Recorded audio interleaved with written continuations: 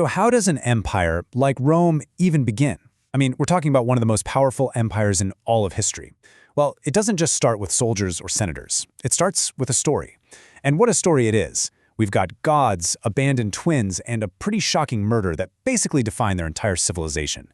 So let's dive right into the founding of Rome, a place where legend and history are, well, they're famously impossible to pull apart. Okay, so take a look at this date, 753 BCE. You might be thinking, okay, it's a date, but why is this single year one of the most famous in like all of ancient history? Well, it's because according to the Romans themselves, this is the exact moment their story begins. It's the starting point, the ground zero for everything that came after.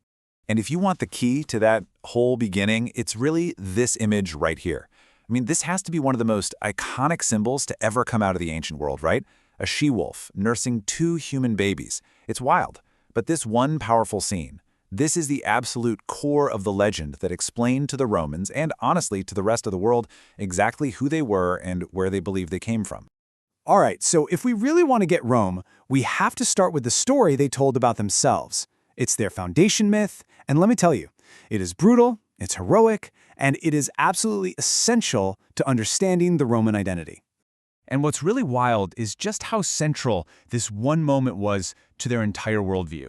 I mean, the Romans literally measured time from it. You'd hear them say an event happened in a certain year, and they'd add the phrase ab orbic condita, which just means from the founding of the city. Think about that. For them, this wasn't just some dusty old story. It was year zero. So who were these legendary founders? Well, the story goes they were twin brothers, Romulus and Remus, and their backstory, it's pretty incredible. First off, they're descended from the Trojan hero Aeneas, so they've got this epic, heroic legacy. Their mother is a royal priestess, and their father? Oh, just Mars, the god of war, no big deal. But of course, a jealous king gets paranoid about their destiny and has them tossed into the Tiber River to drown. But they don't die, of course not. They're found by that famous she-wolf, and later discovered and raised by a simple shepherd. And here's the crucial takeaway from all that. Roman greatness, at least according to this legend, doesn't come from some cushy palace life. No way. It comes from survival. It's forged in abandonment, in the wild, in pure struggle. This origin story sends a crystal clear message. We are tough because we had to be. Destiny itself looked out for us. So, fast forward a bit. The twins grow up, they take back their grandfather's throne, and then they decide, hey, let's found our own city. But this is where the story takes a really dark turn. They can't agree on where to build it, or, more importantly, who should rule it. So they do what you do in the ancient world. They look to the gods for a sign, in this case by watching for birds. The problem, the signs are, kind of ambiguous. Remus sees his sign first, 6 vultures. But then Romulus sees 12. So what do? What matters more, seeing the sign first or seeing the stronger sign? And just like that, their disagreement spirals into a deadly rivalry. Okay, so Romulus just goes for it. He starts plowing the sacred boundary for his new city on the Palatine Hill. And Remus, probably just to mock him or show he doesn't care, jumps right over the half-finished wall. And Romulus kills him, just like that, kills his own brother on the spot. And with these chilling words, he makes a brutal point. The sanctity of Rome, its laws, its borders, that's more important than anything, even your own blood. So yeah, Rome is literally founded on a murder. I mean, what a story, right?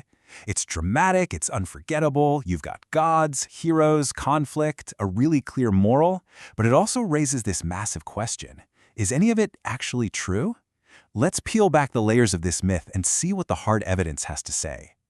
All right, to get to the bottom of this, we have to shift gears. We're moving away from the poets and the storytellers and turning to the archaeologists. It's time to look at the clues from the earth and switch from what the Romans believed happened to what we can actually dig up.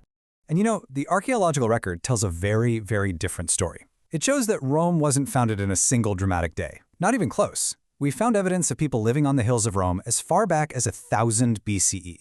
The whole thing was a slow, gradual process. So what the legend paints as one big event was actually this long, drawn-out process of small villages slowly, over centuries, merging together into what would eventually become a city. And what's really interesting, that legendary date, 753 BCE, it falls smack in the middle of this real period of transformation. So you gotta ask, why here? Why did a city grow in this spot? Well, it wasn't just some divine fate. The location was strategically brilliant. Seriously, think about it. It's on a key river crossing, perfect for trade. You've got the famous 7 Hills for natural defense. It's far enough inland to be safe from sea raids and pirates, but still close enough to the coast to get in on all that maritime trade. It had basically everything it needed to thrive. But here's the really fascinating part. The archaeology doesn't just, throw the legend in the trash. It doesn't prove it's all pure fiction. Instead, what it suggests is that maybe that date, 753 BCE, it was a kind of symbolic memory. It might represent the moment when all those separate little villages took a huge step towards becoming one single, unified community. A moment that later generations would look back on and call the birth of their city. Okay, so if the story isn't literally true, why did it matter so much? Why did the Romans cling to it? Well, it's because the myth was never just about the past. It was a blueprint for their identity, for their values, and for all their ambitions for the future. Just think about how each piece of the story reinforces a core Roman value. Their divine ancestry, that gave them a powerful sense of destiny, like the gods were on their side. The she-wolf, that's all about survival and resilience. The murder of Remus, yeah, it's grim, I know, but it hammered home the idea that law and order are paramount. And Romulus himself wasn't just a tough guy, he was a lawgiver. That showed that Roman power was built on solid institutions and structure, not just brute force. In this mindset, it helps explain some of the, let's just say, more uncomfortable parts of their mythology. Take the legend of the rape of the Sabine women. It's a horrible story where Roman men basically kidnapped their neighbors to get wives. But for the Romans, it served a symbolic purpose. It was a brutal justification for one of their key strengths, their ability to grow by absorbing other peoples, turning former enemies into future citizens. There's another great story that says Romulus opened an asylum in his new city, basically a safe haven for outcasts, runaways, and anyone ambitious who wanted a fresh start. And what this did was frame Rome not as some exclusive, closed-off club, but as this open, ever-expanding project that actually drew its strength from outsiders.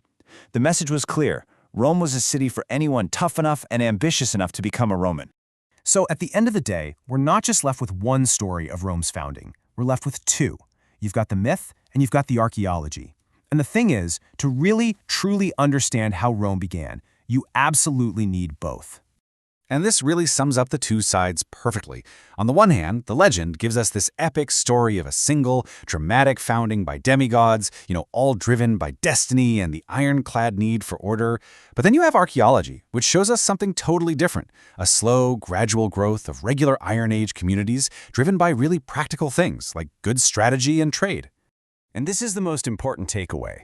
The two stories don't cancel each other out, not at all. The slow, real-world growth of those little villages, that provided the physical foundation for the city. But the legend of Romulus and Remus, that provided the meaning. It gave them their identity, their values, and that powerful sense of destiny that would, eventually, fuel an entire empire. And all of this leaves us with one last really big question to think about. When we're trying to understand a nation, any nation, what's actually more important? Is it the messy, complicated reality of what truly happened? Or is it the powerful, inspiring story they believe happened, the story they choose to tell about themselves? In the case of ancient Rome, it seems pretty clear. You can't possibly understand one without the other.